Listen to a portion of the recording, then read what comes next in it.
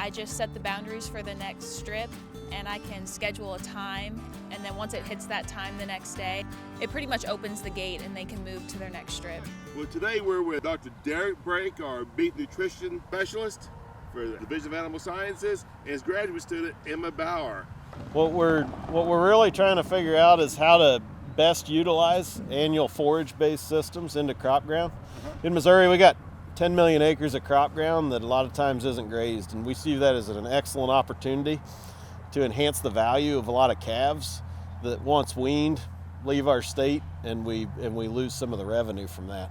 And so, one of the biggest barriers to that, or to utilizing some of that crop ground, is the access to water and fencing.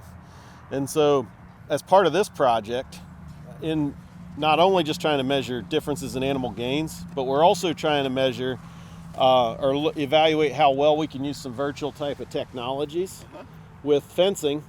And specifically, all the cattle that are out here on this project are all equipped with a halter, is the manufacturer, which is a virtual fencing system that connects to a tower wirelessly, and newer models now actually connect via satellite using the Starlink system, which allows producers to manage how their cattle graze remotely. So it's not uncommon for Emma or myself to change where these cattle are moving throughout this field from miles away at about any time of the day right now. The tower, which the model that we have out here is actually the older model, so it uses the tower. That tower covers about a linear mile. It really depends on, the geography of the location, and they're really looking for connectivity. But halter in particular, I think, has overcome a lot of that barrier because with this newer satellite technology, they can actually, anywhere you can get a satellite signal to Starlink. One barrier for some of the virtual fencing technologies, which the tower has overcome, is where you have inconsistent cellular service. There's other manufacturers who use cell signals. The tower gets around that by finding a location where it can connect remotely to the internet and then push via a Wi-Fi signal to this system. But the newer versions of this same technology that you see on the cattle out in this field are actually connecting themselves, each collar, directly via the Starlink system, which has expanded coverage compared to most cellular networks. So this project in particular uses halter, but we're also interested in a lot of other manufacturers. Sure. We've been able to work collaboratively not only with halter but Monil, which is also a new it's a Norwegian company entering into the United States. So we've got experience throughout the beef research and teaching farm with at least both of those, and currently there's about 5 separate companies that are active in this space across the country. And a rough idea on the cost per head? The current price structure for the halter system that you see on the calves out in this project's $72 per year per collar subscription.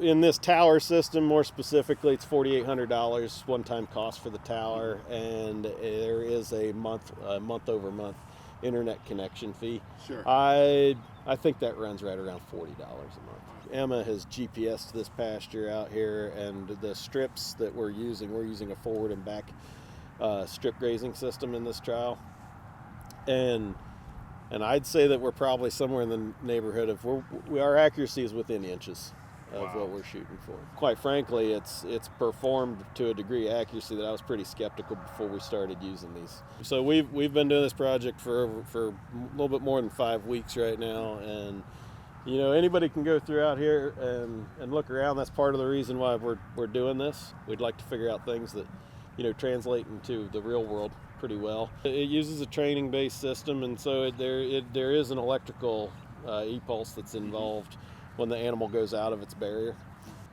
Before it does that, there's auditory cues that the animals get pretty adept at. So as they approach a barrier, then they're typically alerted that through sound that they're approaching that barrier, and then if they can continue past that, they'll receive an electric shock until they return to the allotted area. The only thing we really did from a training standpoint is we put them into an enclosed system, which it is important to understand that the virtual fences that we're using here are not intended as a barrier fence or as an external fence. What they are intended for is as an internal fence. So if you were going to increase your stocking rate by decreasing an allowable area, then this essentially replaces your polywire. Yeah. Get improved forage utilization. It's not to a point yet where it's really designed to replace maybe your 5-strand barb or your woven wire that's up next to the interstate.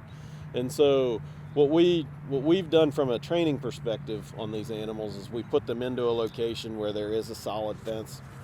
We did that on one of our 10-acre pastures at the Beef Research and Teaching Farm.